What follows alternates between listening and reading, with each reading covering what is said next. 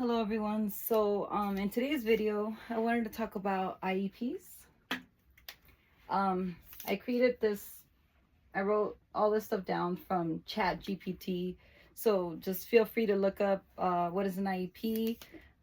So I wanted to just go over it, and then just from my experience attending IEPs for my son, or helping others to attend to help represent their children. Just my own personal point of view of what an IEP is supposed to look like, and what I've seen not only in my own son, but in other cases. So hopefully it gives you a little bit of extra information. Maybe there's something that you felt at the moment, but nobody has been able to validate that. So yeah, so any way I can help out with giving whatever information I can. IEPs to me are they're sort of a trigger word. I've attended a whole lot. There's only been 2 years of my son's life where the IEPs, it was just the most incredible thing I had ever been through. Other than that, they've been the world's worst.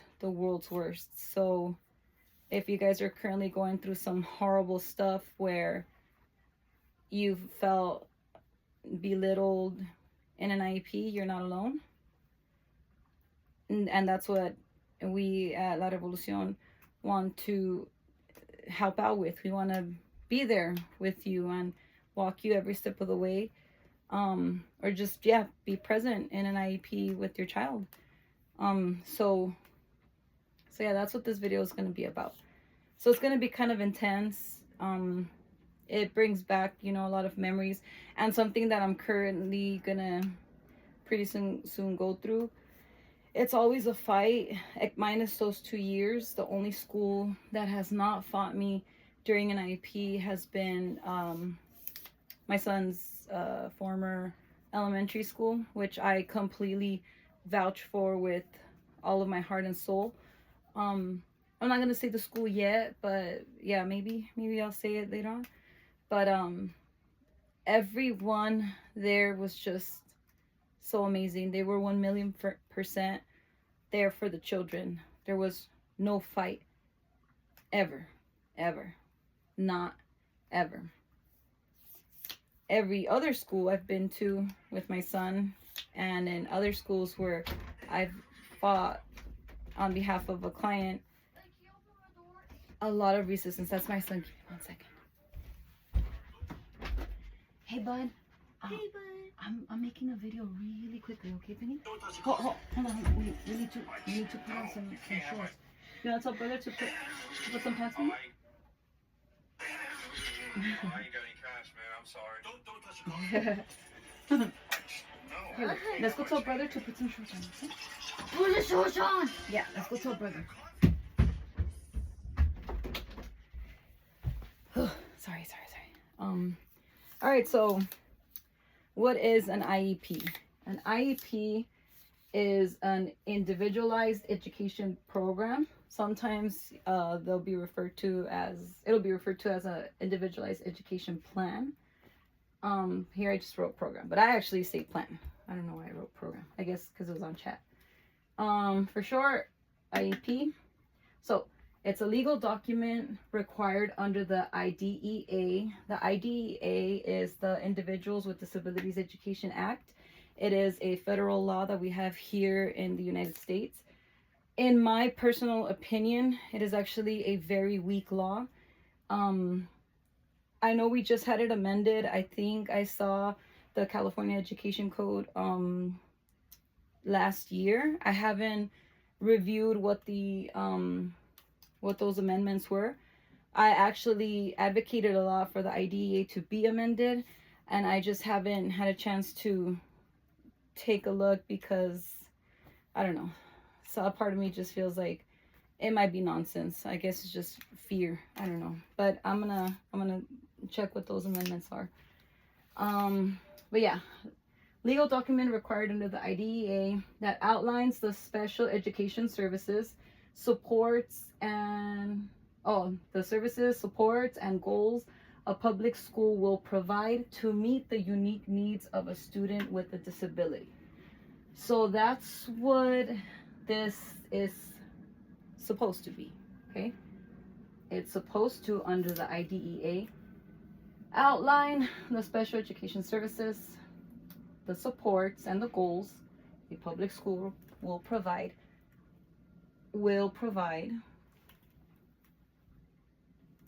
to meet the unique needs of a student with a disability. All right? That's where the fight is. That's where the fight is. Will provide.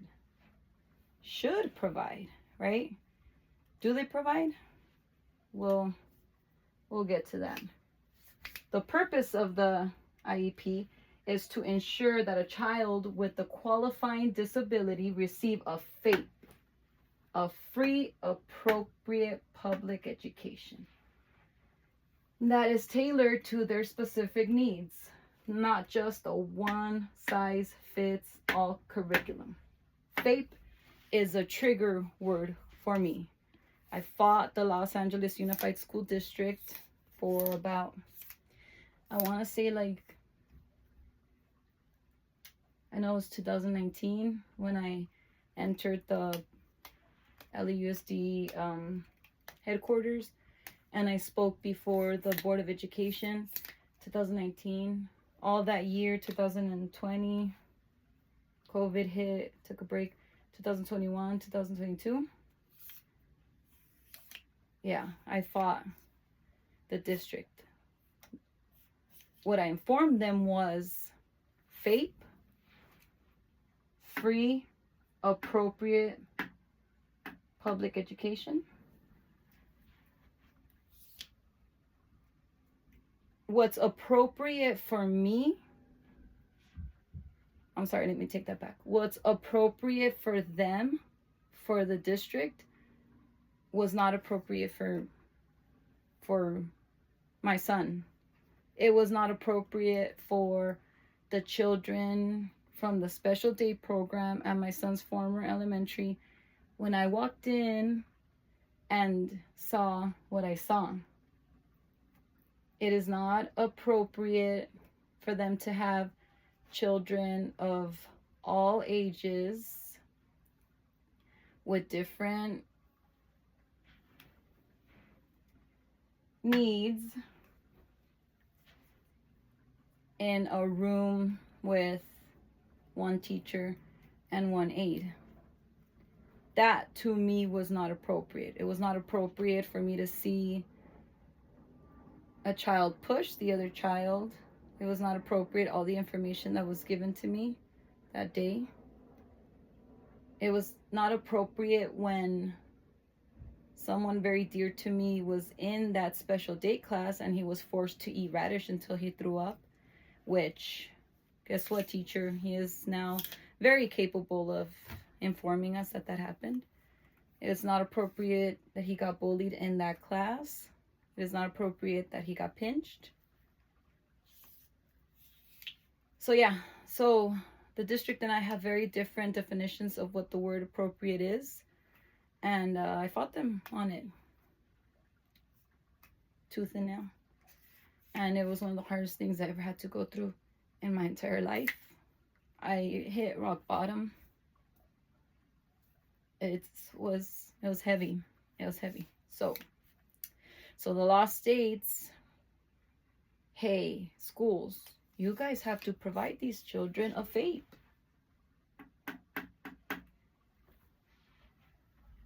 And they tell the courts, yeah, Your Honor, we do provide FAPEs. As a matter of fact, you guys, I contacted the Justice Department. I contacted the Department of Education to file complaints. I said, hey, you guys need to investigate these schools. hey, Justice Department, Department of Education, what do you guys do if you guys come to find out that they they're not providing a FAPE? That I think it's something different than what, you know, Miss, let's just call her BK at the Los Angeles Unified School District thinks is appropriate. Like, what do you guys do? And they said that basically it's just like a slap on the wrist. They'll just be like, hey, try to make this better. So yeah, I think I withdrew my complaint, and I created a game plan for something else. But so yeah, so our federal law, IDEA, states, hey, you guys have to create an I.E.P for these children with qualifying disabilities, and you guys need to give them a FAPE somewhere where you can provide them services. And I want you guys to create a document 33 pages long, and I want you guys to, what's in an I.E.P? I want you guys to present levels of academic achievements and functional performance, meaning a snapshot of the students' current abilities, strengths, and needs. Yes, they do that. As a matter of fact, those IEPs, they look really good sometimes. They look like, hey, this assessor is doing their job. I can see here that, you know, it does have the child's abilities. Child is able to, you know, these are the child's strengths. As a matter of fact, I should have grabbed an IEP. I'm so sorry. I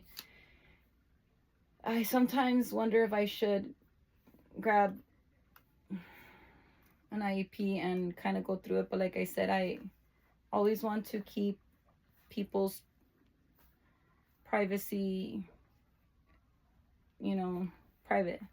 So, but I'm gonna try to, you know, create something, like just completely invent it. I could invent strengths, but sometimes, okay, so then they'll talk about the child's strengths.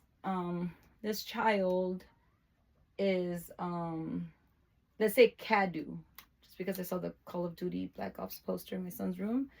And we usually use the first two letters of the name, the first name, the first two letters of the last name. So let's say CADU. Child's name is CADU, code name. So CADU's strengths are, is able to stay seated for long periods of time,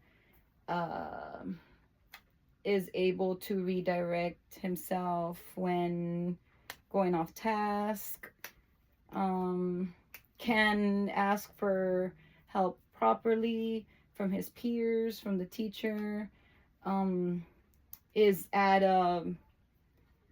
whatever is above benchmark in math, let's say. And so those are the child's strengths. So they'll note that down in they call it a snapshot in the IEP. So every assessor will write down a quick snapshot of the child's strengths. So you'll see it like in the category of reading, you'll see one in the category of math, and it'll talk about, it'll talk more about, I guess, that subject. Ability, strengths, and needs. So then they're, you know, praising your child, and they're like, oh, this child is so awesome, this child is so this child is so that, you know, but he needs a little bit, he or she needs a little bit of help with reading comprehension, let's just say, reading comprehension. So we recommend 120 minutes a month of reading comprehension, says the RSP teacher, the resource specialist. Oh, the speech pathologist. the child excels and da da da da da, but he is unable to use pronouns properly.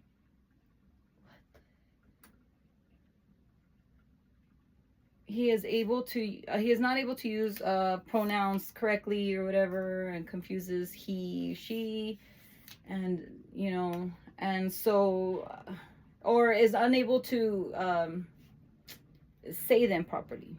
So I recommend 60 minutes a month of speech therapy, and then the OT specialist, occupational therapist specialist, will say CADU is unable. Strengths are da da da, but is unable to cut a straight line. So my recommendation is 60 minutes a month of OT. So that's what the IEP is for everybody's recommendations of services. So yeah, so first they'll give a snapshot of what the child needs. That's only in the IEP. At this point, everybody has their own assessment, and those are sometimes like 4 to 5 pages long. So you'll get like in full detail what each assessor observed, and you'll be able to see it. They'll have to give you a copy of it. You have to go over it with them prior to the date of the IEP, and usually they want to know like where you are as far as like what you think of the child's needs, and it's like parent interviews. They'll actually give you a lot of paperwork to answer, and so that's how they come up with their overall ending results on every assessment. So also in the IEP is annual goals. So measurable objectives the student should achieve in about a year. So after everyone creates their assessments and they present them to the families, like I said, when it comes to what the child needs, and they recommend how many minutes they want to have with the child per month, they'll say why. So this child is unable to cut in a straight line. So I'm going to create a goal. The goal is that I'm going to get this child to cut in a straight line, and the timeline is a year. So supposedly they have quarterly quarterly reports, right? And those, there are some schools that make a parent chase them down to get to that, to, hey, where are we at with my child? This is his quarterly report time. Can you please tell me where my child is? Is he able to hold the scissors properly? Are you working on that? What does your time with my child look like? If it's a really awesome occupational therapist or speech pathologist or resource specialist or school psychologist, excuse me, then great. There's really good communication. So far, I've only dealt, and it was the beginning when my son first started school. I'll share those stories later, but it was the worst. The assistant principal was the worst. I'm talking about, well, but if you have a good set of therapists, right, then the communication will be great.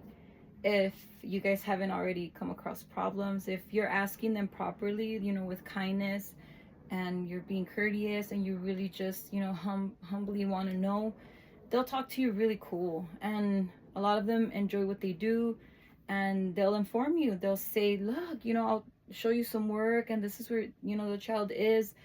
And I personally think that they will, like, he or she will get to reach, his or her goal. and he's doing great, he's a wonderful child, da, da, da. And that could really help, right? That's a healthy way of doing things. So that's quarterly until the year is up, and then we have to have another IEP review. So right now we're just speaking as if this is the initial IEP. In the initial IEP, your child will be assessed for a diagnosis. So they will be assessed. The school psychologist will perform a psychoeducational evaluation, and that's where they will give a school diagnosis. So maybe at that point you weren't 100% sure, you had your suspicions, you've not taken the child to get diagnosed in their um, by their pediatric, and the school's the first one to diagnose your child. They will perform what's called a psychoeducational evaluation, and that's where they'll give you the diagnosis of your child. They won't do that in the in the annual review, but I do want to inform you guys of something that they don't tell you sometimes. Sometimes they will. In my son's awesome school, they did, but sometimes they won't. They're supposed to do that every 3 years, but the Los Angeles Unified School District, when I spoke to them and I told them, hey, how come you guys did not check off this little box right here to have my son, to have a school psychologist perform a psych evaluation on him? They said, oh, it's just sometimes we don't, what did the guy say? He said, we like to be aware, and sometimes we're just cautious. We don't like to do unnecessary assessments. So at that point in my son's life, I think it had been from his initial IEP, I want to say 5 years since they've done a psych evaluation on him. And I advocated for one, and I said, look, I know that his diagnosis is not going to change, right? It's the district doesn't want to pay those $6,000, which, yes, I looked it up. I can show you receipts. It costs them $6,000 to have somebody perform. $6,000 if it's in an IEE, if it's a third-party evaluator. If it's their own district assessors, I don't know how much it costs them. But whatever it is, they could try to get away with not having the school psychologist perform a psychoeducational evaluation on your child. Besides it giving the diagnosis, it also gives me some valuable information from a school. I mean, I fought for an IE, a third party psychologist that saw my son and created a report that told me in full detail what my son is like in school, because that's where he observed him. So I personally, I like assessments. They try to play them out to be this horrendous thing. I'm not going to lie, it's a lot. It can be a lot. The paperwork that you have to fill out, the paperwork that they have to fill out. But it does give some very valuable information. It does tell me where my son is in his school setting at that moment in time, and I'm not there to observe him. And then I become friends with these assessors, especially third-party ones. They're not there. They were hired by the district but don't work for the district. So that's somebody that does not care about LAUSD. Not only do they not care about LAUSD, they know LAUSD's games. They know them. One assessor, I'm not going to say who, I'm going to keep it private, but what did he say? He was like, they're a bunch of mensos. And it's true. It's true. And having heard that, if I could tell you this person's background, I was like, thank you for having said that. Like, I agree. It's also, in my opinion, that they're a bunch of mensos. So I totally vouch for assessments. and especially third-party ones. So we'll get to them. But so yeah, so the assessor will talk about the goals for the children. So that's where, to me personally, in the beginning, I remember one of my son's first goals were, we're gonna teach him how to write his name. Um, I was shocked. I was shocked. I don't know what to tell you guys. I don't know if I was like, I don't want to say denial, because at that point I came already with the diagnosis. I had already received the diagnosis, but I thought, you're gonna take a whole year to teach my son how to write his name? Like, are you telling me that's what autism is? Which is not what they tell you, right? They don't say that's what autism is. Autism is that your child cannot write his name like that badly that it would take us a year. But of course, that's not, that's not really quite how it is. If the child writes his or her name by the first quarter, then you can always just amend the IEP and create higher goals, right?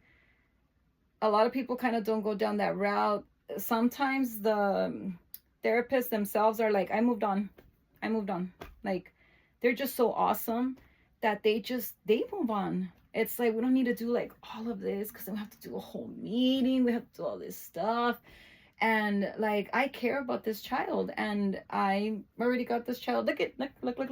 This is the, and I just moved on my own. And so you're lucky if you get resource specialists like that. You're lucky if you get, speech therapist who's like, hey, this child surpassed this goal. Like, I moved on too.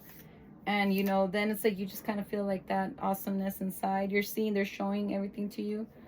But anyways, yeah, when they told me that my son's goal was for him to write his name, because based on the assessments, based on everything, he was not able to do, like, not even, I guess, apparently, like, hold a pencil properly, or struggled with even writing or whatever. Yeah, that was one of his first goals that my ears ever heard. So if you guys don't mind, I want to share a quick story. My son at this point was nonverbal, totally super nonverbal. He communicated through insane behaviors. Like, he was almost never okay. I remember after that,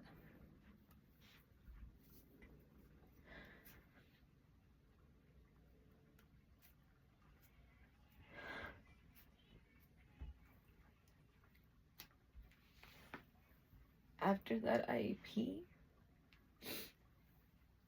I was going through such a hard time.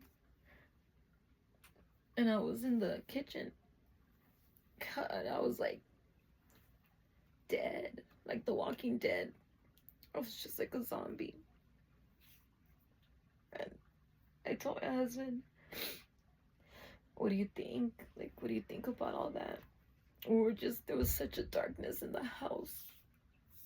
We're just like numb.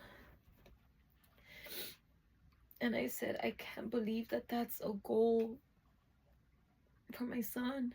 I can't believe that. Like, in a year, like, what does that mean? Like, that felt so like if God himself had like punched me in the stomach.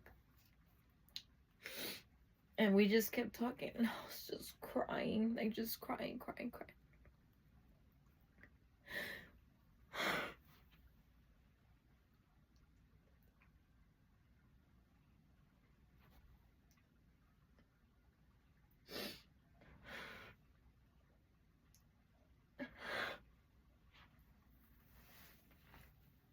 Benny was on the floor.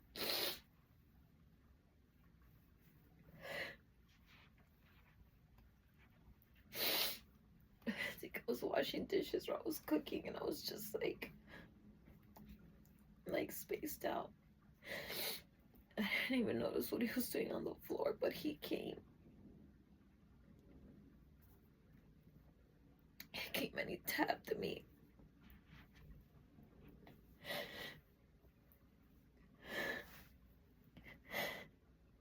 And I turned around.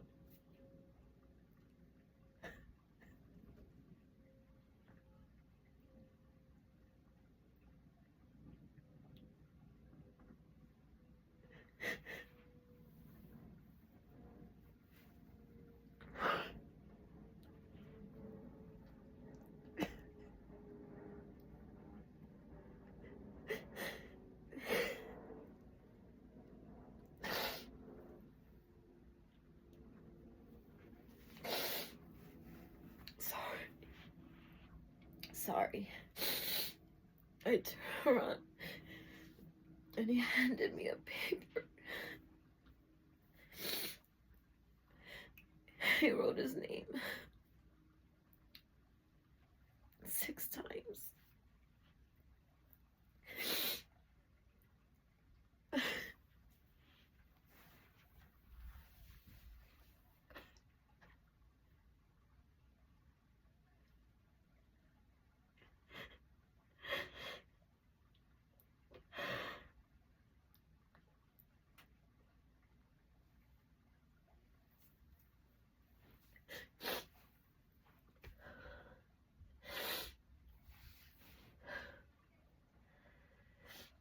Sorry. He had written his name 6 times.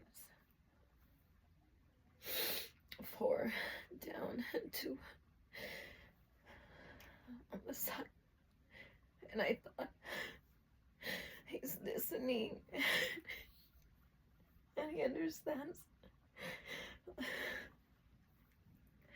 He understands what we're saying.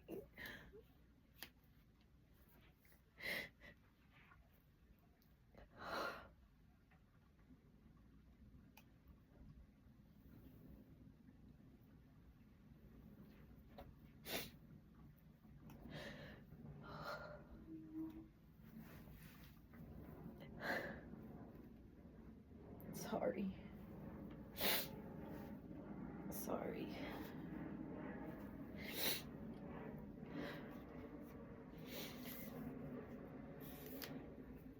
But yeah.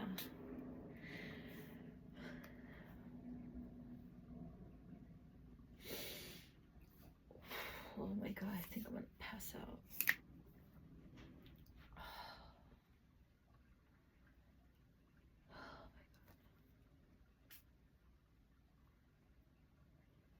Sorry. Yeah, but that happened. Anyways, where was I? So, annual goals. They'll tell you in a year we're gonna teach your child. This is the goal. Your child's gonna be able to write his name, or your child's gonna be able to properly cut in a line, like on the dotted line. And then they'll move on to, you know, heart shapes, star shapes, zigzags. And then there's quarterly reports. And so, you know, we should all have good communication with you know, each assessor to, you know, just let's be in good, unless they super are horrible, like one speech pathologist was to me with my son. I'll share with you guys all the horror stories on another time. I think already, if I'm not crying, then my heart's beating, you know, because of anger, because, you know, of the trauma. I have a lot of PTSD. I went through a lot with this particular school, but I'm getting ready to come back, school. Shame on you coming back. I know you know this. But anyways, so special education services. Details of specialized instruction, therapy, and supports. For example, speech therapy, occupation therapy, and assistive technology. So special education services, that's, you know, okay. services, right? So the services are, like it says, speech therapy, occupational therapy, and assistive technology. They'll say, like, okay, so they'll say this child, we believe that the child can benefit from communication board. It's called something. I don't know what the technical term is. I always forget. But it's a communication board. We're gonna teach, this child how to use this one and see how it works out, right? Like see how it goes. If the child starts stimming on it and just like da, da, da, da, da, just and it's like slowing the child down, then during those reporting times, we'll let you know, hey, this is not working out. Let's go ahead and remove this, and then we'll try something else. But I love communication boards. I love communication boards. My son, this one's a cool story. So let's switch it from sad to something funny. My son, at this point, when he had the communication board, was still nonverbal, right? Obviously, he needed the communication board to communicate, and his speech therapist was teaching him how to use the board. And my son freaks when he gets any kind of scrape or cut, he gets like, ah. So he scraped his arm, like very tiny, very tiny. It could be the tiniest thing. We were always having to constantly put those gauze sleeves on him if he a little bit scrapes himself or hurts himself, even like the tiniest bit. He doesn't like it, and as soon as you cover it up, then he's okay. So I saw when I think him and his brothers were kind of rough playing, and I saw when he got hurt. And you know how like you do that thing where you kind of just like, and you try not to pay attention to it, because then if you pay attention to it, suddenly it's like bloody murder. Well, I turned around, and then he walked away. So he comes back. Yeah, trip out on this, you guys. So he comes back with this communication board, and so by that time, he had already pushed the buttons that he needed, and then you just press talk. So he comes and he's like, talk, and the communication board says, you need to take me to the hospital. I need to get X-rays. I was like, oh my God, I started cracking up. I could not believe that he had pushed those buttons in the communication board. So it was the funniest thing. I was cracking up. I called my husband right away. I was like, oh my God, you're never gonna guess what Betty put on the communication board. He's all, you need to take me to the hospital. I need to get X-rays. Like, it was the funniest thing. I was like, Benny, oh my God. And he's like, take me to the hospital. But I ended up just putting some gauze on him. But I was like, oh, good job. I thought to myself, you know what? A part of me wants to take him because I want him to know that I will take him if he needs to. What when he breaks his arm and I have no idea? And, or, he has, what do you call it? Like he sprains? Well, he like hurts himself enough to have to go to the hospital. I don't want him to think that I won't take him, but I was like, nah, don't exaggerate. Just put a sleeve on him. But I just thought that was the coolest thing. So, but it's kind of like a bittersweet, because then my brain starts to route like, okay, so inside that's the pain. But anyway, so special education services is what is going to be on the IEP, and that's one thing you sometimes do have to fight. The reports can say this child cannot, this child is well below benchmark, this child this child that, and it can, and then it's like when it comes down to like recommendations of services, the horrible speech pathologist, the one from the very beginning of my son's school life, would never have recommended a communications board. She actually informed me herself that she advocates for the district. So she's one of the ones that the district allegedly is like, hey, the least you can take from our pockets, the better, okay? So yeah, we know those kids need stuff, but I'm sure you could convince the parent that with just your services and the child coming in, or the you're doing a great job, right? And the 60 minutes a month that the child's with you, you're going to convince parents that that's all they can do, right? That, you know, it in a year, yes, your child was not able to do that, right? Those are the games that I've seen, that I've intervened, that I've fought. And so that's the painful part. But yeah, they're supposed to list the special education services, accommodations and modifications, adjustments to help the student access the curriculum. For example, extended time, modified assignments. So that I've seen it mostly with a child who's under the spectrum and is in gen ed. There are some high functioning children that can be very well below benchmark. I've seen quite a lot, quite a lot, a lot, a lot, a lot, a lot. Children who are like 2 to 3 grades below their peers. Sometimes parents want to keep them in gen ed because I don't want to say why, but for whatever reason, they're in gen ed. For whatever reason, they can function in a gen ed setting.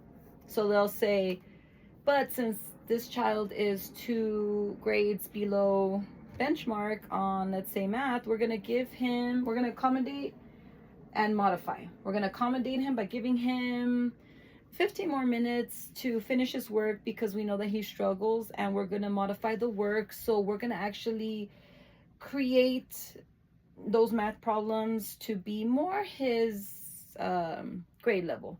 So kindergarten work in a 3rd grade class, or 1st grade work in a 3rd grade class. So they list that on the I.E.P. They'll say, yes, we're going to do this.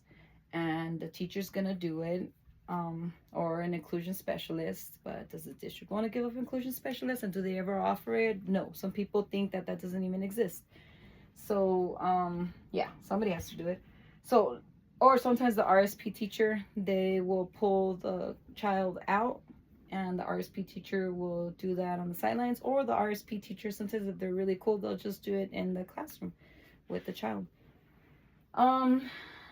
Here's another trigger for me. Least restrictive environment. That's what they have to provide. Where the child will be educated alongside peers without disabilities as much as possible. Okay. The least restrictive environment is if your child did not have this disability, then he'd be in gen ed. So that's the least restrictive environment according to the Los Angeles Unified School District. So what are your guys' thoughts on that? Because my thoughts were, when I spoke to the district, was you guys don't think there's a lot of restriction to gen ed students that don't understand why this particular child flaps his hands, or is having outbursts, or asks too many questions, or is not able to keep up? Like, that doesn't seem kind of like restrictive-y to you guys? Least restrictive environment. In my opinion, that is up to the LAUSD, what they consider least restrictive. And that's what I told all of them when we were face to face, when we had all those meetings, when I fought them with all of my heart, when I said, tell me, I want to hear it from your mouth. I want you to tell me right now that you think that special day class there's no restrictions there. They're not faced with restrictions in that environment. That's the least restrictive area for them to be. Tell me. Their response was, I don't know this school. I don't know that special day program. We were there for a meeting. We were there for a meeting to discuss that school and that special day program. We were in the school. When this person said that, Miss J.M. and Miss C and Miss B.K., we were sitting in that school, and that classroom was just over there. Like, I was like, let's go. Let's get up and go. We could walk there right now. All of us. I'll show you guys where it's at. Just take a quick look and then tell me, how did you guys come to this meeting right now without having done your homework on what we were going to discuss? I'm telling you guys, and I'm telling you that the teacher informed me. That's not enough. Let's just go check it out right now. Like, we're already here in this meeting. Like, what did you guys come here to do? What do you think they went there to do? They went there to completely shut me down, to silence me, to inform me that they were not going to build a better place because budgeting, space. The fight didn't end there. But anyways, least restrictive environment is according to the Los Angeles Unified School District. But that's where they'll say placement. Another way of saying that is placement. So they'll talk about the child's strengths and needs. They will talk about the annual goals. They will talk about the services, accommodations, modifications, and then they'll talk about placement, the least restrictive environment. We believe that the child will benefit from being in Gen Ed with his peers, with accommodations, modifications, and some services. Not that many, because the child is high functioning, and we think that the child will thrive. Another least restrictive environment is another placement, special day class. We believe that the child belongs in a special day class along with all those other children that have God knows what. I'm sure they'll survive. Another placement, we're going to have to bus the child to another school that has an alternate curriculum autism program, because your child is in need of a whole lot of help, and those classes are by law very modified to serve the needs of that group of children. Really? My son needs to be bussed out? Why does my son need to be bussed out? I thought that the law required for my son to be provided exactly what I thought that, and there's a law. I looked it up. I have not brought out my box of 2019. I should. The other day I did, and it was terrible. But that box is somewhere dusty, and I am gonna make a video where I'm gonna bring out the box and I'm gonna pull everything out and go through it with you guys. I want you guys to see what I did in 2019. It's no craziness, but it was resistance to the Los Angeles Unified School District. I was resistance for a while. I put up a fight, and I lost, unfortunately, but the fight is not over, right? That's what the revolution is for. But anyways, the law states that my son is supposed to be accommodated in the school that he would have attended had he not had his disability, alongside his siblings. And so I was like, instead of busing out my son, why can't we just build that thing right over here? And that's where it was like budget, not enough children with autism in this school, square footage. Yeah, it was horrible. But anyways, so they'll put in the IEP where the child is going to receive their education, which Gen Ed, special day program, or alternate curriculum autism program. And if that school has it, in that school. If not, we can bus your child free of charge. That actually was the best thing that ever happened to me. But I did not put my son in the bus. I never, ever, ever will. I'm not trying to offend those who do, but I couldn't. I took him to school every single day and pick them up. But anyways, so that'll be on the IEP. Progress monitoring, how and when the school will report the child's progress towards goals. That's what's supposed to happen. So I guess if you have a good relationship, you guys could just talk about it at the gate. You know, how's my son doing? He's doing great. He did this today, and yeah. But if not, yeah, you could have a formal meeting. Transition plan starting by age 16 or earlier in some states. Plans for life after high school. Plans for life after high school. So plans like college, vocational training, employment, independent living. That's if you decide if you want your child to be on a certificate-based road in school or a diploma-based. Some parents want a diploma-based. I think my child will thrive and I want that my child to get a diploma just like everybody else. Well, it's not just like everybody else, okay? Everybody's different, right? Everybody's different. You have no idea how those genetic kids got their diploma, right? But I'm pretty sure they needed help, possibly summer school, you know, various ways. But okay, that means that at 18 years old, or whatever age, but after they complete all of their schooling, they're gonna get a diploma, and then the district se lava las manos como Poncio Pilato y vámonos. That's it. No more you, kid. No more you.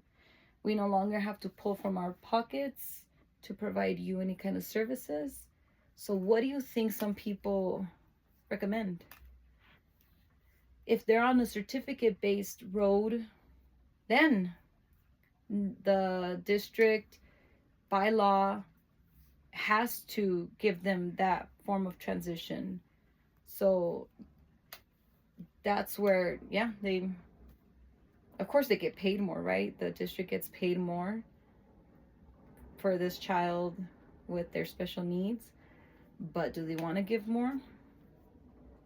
I've yet to see what that road looks like. But I have seen what the diploma-based road looked like for somebody that I love dearly, who graduated, and then that's it. That's it. I've seen it. Everybody else went off to college, to work, and this child with special needs did not. Until, thank God, that I, spoke to mom. I spoke to, actually he approached me and was like, hey, Tia,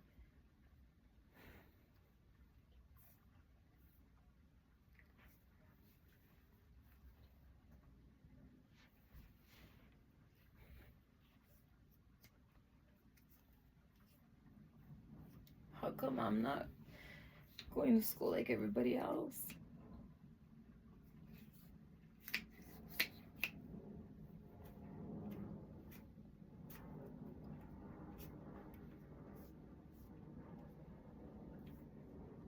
So I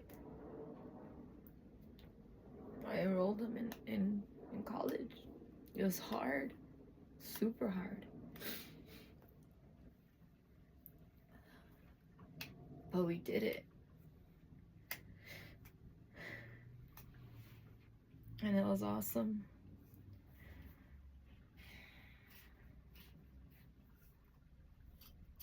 But yeah, that's the diploma-based road for a high functioning, well, just in this case, right? Of course, there's success stories, right? Well, I'm not gonna call this a failure story, but I mean, was a lot of pain. But anyways, we're getting ready to enroll him again. Thank God he wants to do school again. He has a lot of trauma being a special needs child in a gen ed setting. But yeah. So that's the transition plan, right? So I hope I did good in this video. I don't know. I feel like I thought I was getting better at doing videos. I'm so sorry. I feel like I'm getting worse sometimes, or maybe it's just, it depends on my mental health. I thought it was okay to do this video today, but I guess, I don't know. Tomorrow my kids are going back to school. I'm a little nervous. But yeah, I just always think, like, if you're just gonna go in and do it, just do it. Just go in there and just do the video and just whatever, you know, like, eventually one day I'll clean everything up. I probably will get the nerves out and I'll be able to, you know, talk a little bit more. But yeah. But I hope you guys like this video. Everyone out there who's, you know, watching this, who wants to learn, who is going through a rough time, please just know you guys are doing an awesome job. I know I don't know you, but obviously you're watching these videos because you want to kind of learn something, right? Sorry if I'm not good at teaching, but anything a parent does for their child, to me, is just awesome. And animos, right? Like, échenle muchas ganas, and I got your back, and one day we're gonna open doors like 100%, and we'll do this all together. You guys won't ever have to go through this alone. Like, however I can help, and then we'll just be a whole community, right? Like, you can't say no to a whole bunch of us. Like, watch how strong we are. Like, as a takes a village, right?